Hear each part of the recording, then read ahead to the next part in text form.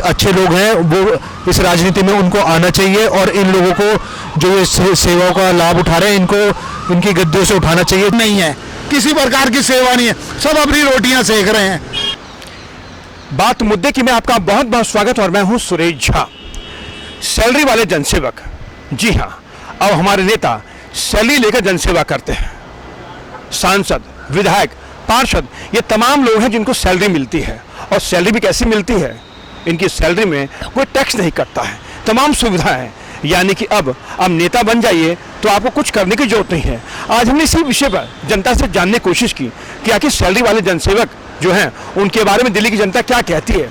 तो आप भी सुनिए दिल्ली की जनता क्या कहती है। मन जी, आपका बहुत सही प्रश्न है। आप जैसे कि देख सकते हैं कि हम बंगला साहब गुरुद्वारे के सामने खड़े हैं और यहाँ पर बड़े बड़े मंत्रियों की बड़े बड़े बंगले, कोठियाँ वगैरह हैं और जो आम आदमी है गरीबी की मार से नहीं उठ पा रहा है अभी तक, और ये बड़े बड़े बंगलों के साथ साथ ही बहुत ही सुखमय जीवन व्यतीत कर रहे हैं अपना, और गरीब आदमी और गरीब होता जा रहा है। सरकारी कर्मचारी को देख लीजिए, चाहे सरकारी कर्मचारियों की पेंशन नहीं है, उनको पेंशन नहीं मिलती है और ये 2-2, 3-3 पेंशनों का लाभ ले रहे हैं और भी अन्य प्रकार की सुख सुविधाओं से पूरा आनंद उठा रहे हैं, पूरा एक लग्जरी लाइफ का आनंद उठा रहे हैं। ये सेवक नहीं है, ये मेरे हिसाब से देश के भक्षक हैं। जो सच्चे सेवक हैं उनको ये सब सेवाएं छोड़ देनी चाहिए, ये सब सुख सुविधाओं का लाभ नहीं लेना चाहिए। उनको सच्चा जो राजनीति में सेवा भाव से आए हैं तो वह ये सब करके दिखाएं, ये सब सुख सुविधाओं के बिना राजनीति में करके दिखाएं। जो जैसे पहले के राजनेता होते थे हमारे फादर ऑफ नेशन राष्ट्रपिता महात्मा गांधी इत्यादि वगैरह, बाल गंगाधर तिलक, फ्रीडम फाइटर्स, बहुत सारे जो बिना किसी इन सुविधाओं के लाभ के देश के लिए सच्चे जो देशभक्त थे, शहीद भगत सिंह 21 साल की उम्र में फांसी पर लटक गए, वो तो सच्चे देशभक्त थे। उन्होंने कभी इन सुविधाओं का लाभ नहीं लिया। सच्चे राजनीतिक देशभक्त वह लोग थे। और ये आम आदमी पार्टी के भी जो आजकल नेता हैं, ये पहले इन्होंने क्या वादे किए थे कि हम लाल बत्ती नहीं लेंगे, किसी प्रकार की सुख सुविधा नहीं लेंगे, आज सारी सुख सुविधा ले रहे हैं। अब हिमाचल में इलेक्शन होने वाले हैं, गुजरात में इलेक्शन होने वाले हैं, ये भी दूसरी पार्टियों की तरह ही वोटर्स को प्रलोभन दे रहे हैं और अपने वादा खिलाफी कर रहे हैं। आम जनता को सभी नेता ही मूर्ख बनाते रहे हैं। ये कब तक चलता रहेगा? आम आदमी को जागरूक होना चाहिए इसके लिए। जो अच्छे लोग हैं वो इस राजनीति में उनको आना चाहिए और इन लोगों को जो ये सेवाओं का लाभ उठा रहे हैं इनको इनकी गद्दियों से उठाना चाहिए। जब तक आम आदमी राजनीति में नहीं आएगा, सच्चे आम आदमी को राजनीति में आना चाहिए और इन लोगों को इनकी गद्दियों से हटाना चाहिए। पहली बात तो ये है कि इनको सेवा के बारे में समझना पड़ेगा, सेवा का मतलब क्या होता है। यहाँ कोई सेवा नहीं हो रही। मेरी 62 साल की उम्र है। दिल्ली सरकार ने 3 साल से पेंशन रोक रखी है।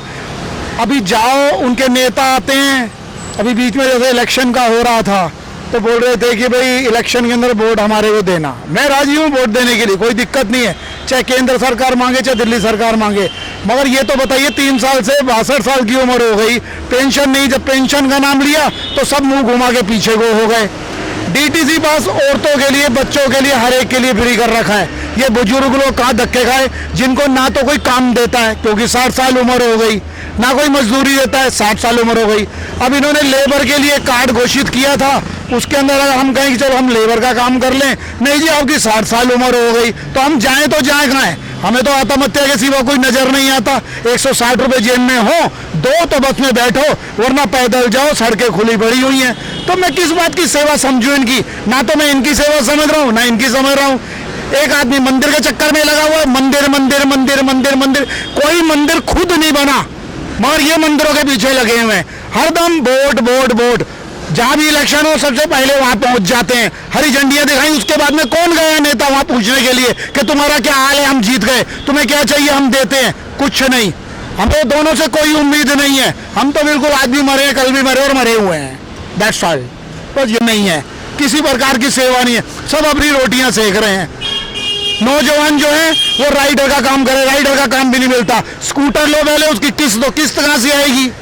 किस्त कहाँ से आएगी? उनको वो दे देते हैं कि भाई जी इतना काम करोगे तो इतने पैसे मिलेंगे तुम्हारे को। 2 लीटर 3 लीटर पेट्रोल फूकता है उनका। नौजवान एमए कर रहे हैं, बीए कर रहे हैं, डिग्रियां कर रहे हैं, किस लिए? सब बेकार है।